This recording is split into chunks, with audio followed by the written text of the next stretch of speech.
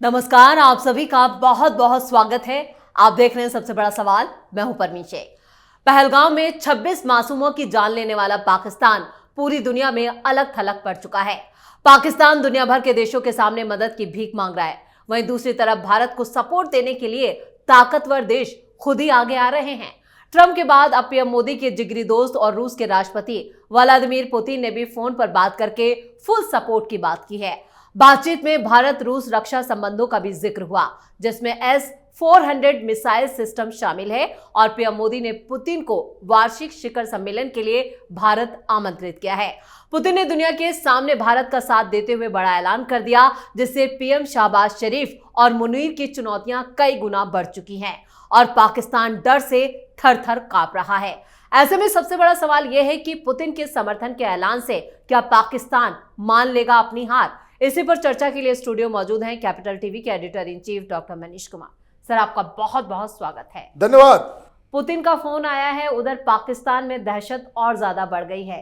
क्या जंग से पहले ही हार मान लेगा पाकिस्तान? देखिए, पुतिन साहब पूरी दुनिया को अपने ठेंगे पे रखते हैं जी। घुस गए यूक्रेन में तो घुस गए। कोई ट्रंप नहीं, कोई चीन नहीं, कोई नाटो नहीं, कोई कुछ नहीं। कोई कुछ बिगाड़ लिया क्या? अभी ये इंडिया पाकिस्तान के बीच जो चल रहा है, दर दर की ठोकरें खा रहा है पाकिस्तान। यहां जाओ तो वहां जाओ, तो ऐसे करो तो वैसे करो, है ना। कल क्या हुआ? प्रधानमंत्री मोदी ने फोन नहीं किया।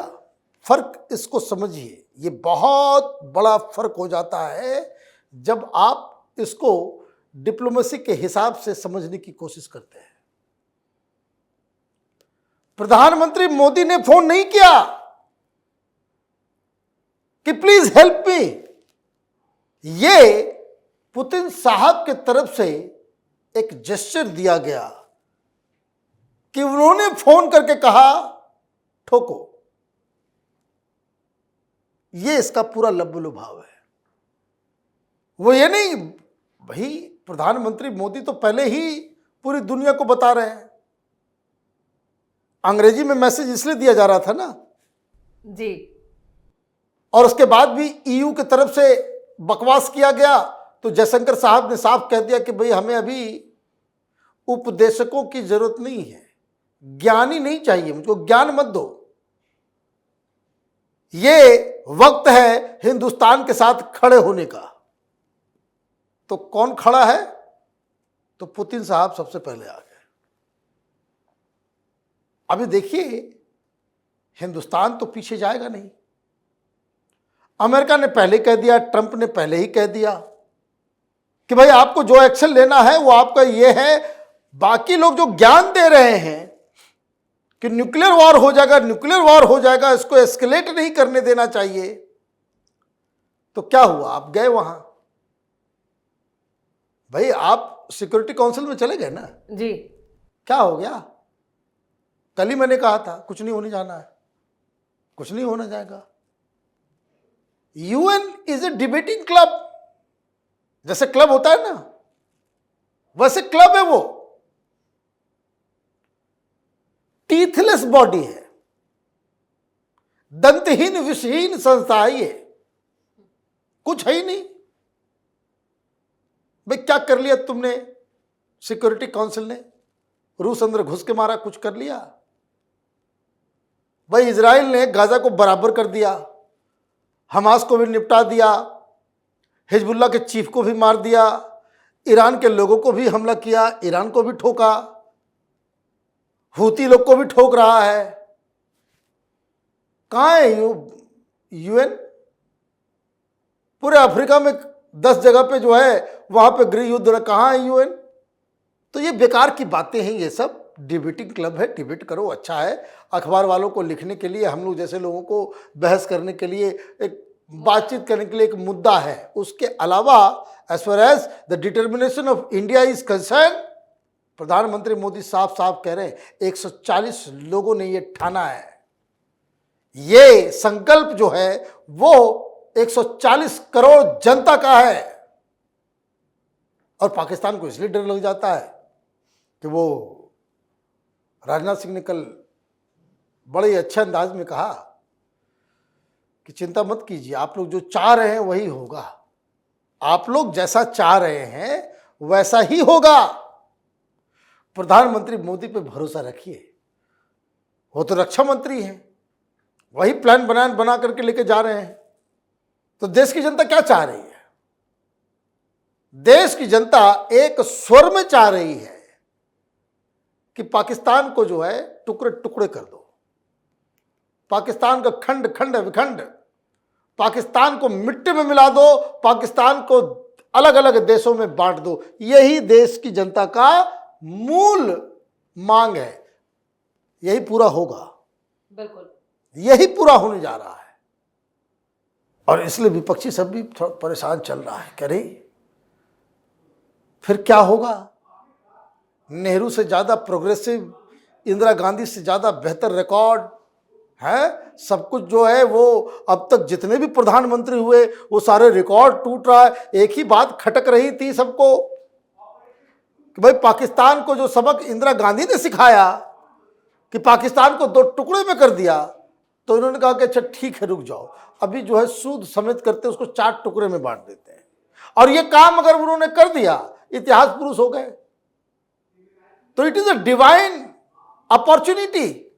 मोदी जी के सामने ये भगवान ने तस्तरी में दिया है ये मौका कि इस वाहियात मुल्क को मिट्टी में मिला दो, क्योंकि ये लातों के भूत है, बातों से समझने वाले नहीं है। अब पाकिस्तान ओआईसी गया जी, मिन्नतें की। ओआईसी क्या है? मुस्लिम ममालिकों का ग्रुप है, मुस्लिम कंट्रीज का, 57 कंट्री हैं उसमें, है ना। और वहां कोई रेजोल्यूशन पास नहीं करवा पाया, कोई हिंदुस्तान के खिलाफ कोई स्ट्रॉन्ग वर्डेड चीजें नहीं निकल पाई। तो आखिरी दाव था जो डिप्लोमेटिकली जो उसके औकात में था वो सिक्योरिटी काउंसिल था। ये तीर भी बेकार चला गया। अब क्या करेगा पाकिस्तान? पुतिन साहब का इधर बोलना, प्रधानमंत्री मोदी से बातचीत करना, it is also a signal. ये कल ही सिग्नल समझ में आ जाना था लोगों को कि अगर पुतिन साथ में है तो चाइना जो है न्यूट्रलाइज हो जाएगा। सिर्फ अमेरिका होगा तो चाइना उधर घुस जाएगा, पाकिस्तान के साथ लड़ेगा, हिंदुस्तान को मुकाबला करने में पाकिस्तान को असला बारूद सब तरह का मदद करेगा। लेकिन द टाइम पुतिन इधर आते हैं, चाइना फिर संभल जाएगा। ये सड़क पे गिल्ली डंडा खेलने वाला मुल्क है पाकिस्तान, और प्रधानमंत्री मोदी जो है शतरंज के खिलाड़ी हैं। मतलब कूटनीतिक चाल में उसी को फंसा दिया। आप देखो कहां से कहां आप में क्या कर लिया आपने। अभी तो सिक्योरिटी काउंसिल का मेंबर भी नहीं है हिंदुस्तान, वो रोटेट होता रहता है।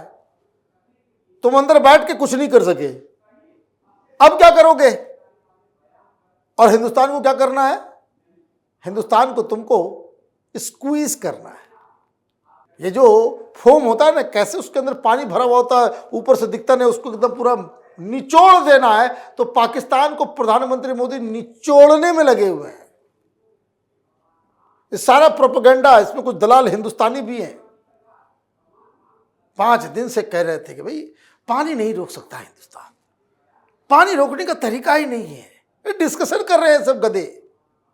पहले दिन मैंने कहा था, जिस दिन ये फैसला लिया गया उसी दिन मैंने कहा था कि ये बड़े आसानी से होगा, हो गया। चनाब जो है सूख गई। और ये मैं आपको बता दूं, ये अभी 4 महीने तक गेट खुलेगा नहीं, बंजर बन जाएगा पूरा का पूरा पंजाब और पाकिस्तान। ज्योग्राफी भी समझिए, अभी 50 डिग्री के आसपास जो है वहां पे गर्मी आने वाली है। इस सिंधु नदी की वजह से, ये जो 5 नदियां हैं, उस वजह से जो पाकिस्तान के साइड का पंजाब से लेकर के सियालकोट होते हुए कराची का जो पूरा एक जो पैरेलल चल रहा है, वहां खेती इस वजह से क्योंकि सिंधु नदी में पानी है, चनाब में पानी है। झेलम में पानी है, सब पानी जाकर के सिंधु नदी में जाकर के मिलती है। और पानी नहीं तो फिर वो क्या इलाका है? राजस्थान। राजस्थान के बाद वो बाड़मेर और जैसलमेर के बाद वो उधर का रेगिस्तान और फिर आगे बलूचिस्तान, वो अफगानिस्तान, इराक, ईरान, तब तक वो पूरा का पूरा वो बेसिकली वो जगह ही मरुभूमि बनने के लिए है। तो ये पूरा का पूरा पाकिस्तान मरुभूमि बन जाएगा, लैंड ऑफ डेथ। जो काम न्यूक्लियर वेपन नहीं कर सकता, प्रधानमंत्री मोदी ने गेट बंद करके वो काम कर दिया। पूरी दुनिया में लोग चर्चा कर रहे हैं कि मोदी ने ये क्या कर दिया। एक महीने कुछ नहीं करोगे ना, हिंदुस्तान की तरफ से कुछ नहीं, बस गेट बंद कर दो। अभी मई जून तो आना बाकी है जी, तो अभी बगलिहार बंद किया गया है, फिर सलाल डैम है, ये चनाब के ऊपर। और खबर तो आ रही है कि आज शाम तक गुड न्यूज आ जाए कि झेलम भी रोका जा रहा है। झेलम में भी पानी निकला था ना, अचानक से बाढ़ आई थी ना। क्यों आई थी मालूम है? गेट इसलिए खोले गए थे कि वहां पे डिसिल्टिंग का काम उससे हो गया। आप समझो कि बाहर पहाड़ से जो पानी आता है, ये आता है तो गाद लेकर के आता है, मिट्टी साथ में लेकर के आता है। आपने एक डैम बना दिया तो मिट्टी धीरे धीरे धीरे धीरे धीरे, तो उसको कभी कभी बिल्कुल खाली करना होता है तो अपने सारे गेट खोल दो अचानक से, तो मिट्टी विट्टी के साथ जो है वो निकल जाता है। अब वहां भी गेट बंद हो जाएगा। गेट बंद हो गया तो झेलम भी सूख जाएगी। वो किशनगंगा डैम है, तो 6 नदियां जिससे बन करके सिंधु रिवर सिस्टम बनता है। एक इंडस, चनाब, झेलम और 3 वो नदियां जिसके ऊपर हिंदुस्तान का पूरा अधिकार है। लेकिन अभी तक हम लोग दया कर रहे थे, फिर भी उसमें पानी बहा देते कि चलो भाई कोई बात नहीं है। ये जो चिल्ला रहा है ना, वहां हजारों सालों से दरियाए सिंध में पानी बह रहा था, बहेगा नहीं, बहेगा। जो करना कर लो, क्योंकि प्रधानमंत्री मोदी ने जिस दिन ये फैसला लिया तो 3 नदियों के बारे में कोई जिक्र नहीं कर रहा। ये व्यास, रावी और सतलज, इस पे हमारा पूरा अधिकार था, फिर भी वो पानी जाता था, वो अब डेड। 1 महीने के बाद वो जगह बंजर हो जाएगा।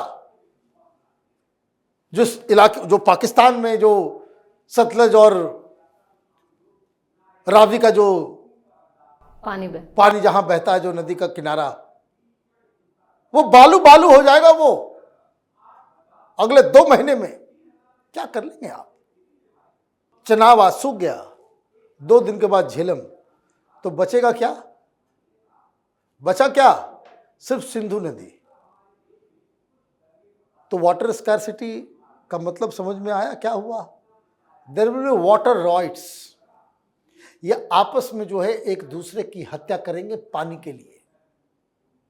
जैसे जानवर लोग लड़ते हैं ना जंगल में, ये पाकिस्तानी आपस में लड़ेंगे पानी के लिए, जंगली जानवरों की तरह खून के प्यासे हो जाएंगे। तो ये प्रधानमंत्री मोदी का स्टाइल, में शुरू से कह रहा हूं, ये चाणक्य के चेले हैं। पता ही नहीं चलेगा पाकिस्तान को कि कौन सी बीमारी जो है उसको लग गई है। अभी पैसे भी रोके जाएंगे, पेट्रोल भी रोका जाएगा। बहुत बड़ी मुसीबत में पाकिस्तान फंसा हुआ है। जितनी गिदरभव की देनी है आप देते रहो।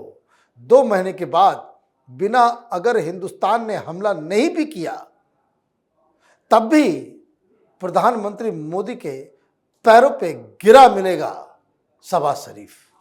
चलिए, इस तमाम जानकारी के लिए और सटीक विश्लेषण के लिए आपका बहुत बहुत धन्यवाद। धन्यवाद। पहलगाम हमले के बाद भारत ने पाकिस्तान को उसकी औकात दिखा दी है। पाक को अगर भारतीय लोगों की जानों की परवाह नहीं है और वो अपने आतंकी मंसूबों को घाटी में कम नहीं कर सकता है तो भारत उसे मिट्टी में मिला देगा। भारत फुल एक्टिव मूड में है। पाकिस्तान के खिलाफ एक के बाद एक तगड़े एक्शन लिए गए हैं, जिस पर रूस के राष्ट्रपति पुतिन ने अब खुले तौर से पहलगाम हमले की निंदा की। साथ ही भारत को यह भरोसा भी दिया कि पाकिस्तान के खिलाफ हर लड़ाई में वो भारत के साथ खड़ा है, जिससे पाकिस्तान की सिट्टी पिट्टी गुल हो गई है। पाकिस्तान के उप प्रधानमंत्री और विदेश मंत्री इशाक डार ने रूसी विदेश मंत्री सरगेई लावरोव से हॉटलाइन पर बातचीत कर इस तनाव को कम करने की अपील तक कर डाली। यानी पाकिस्तान अब डर से कांप रहा है। इस खास शो में इतना ही। वीडियो कैसा लगा कमेंट करके अपनी राय जरूर दें। वीडियो को लाइक करें, शेयर करें और कैपिटल टीवी को सब्सक्राइब जरूर करें। धन्यवाद।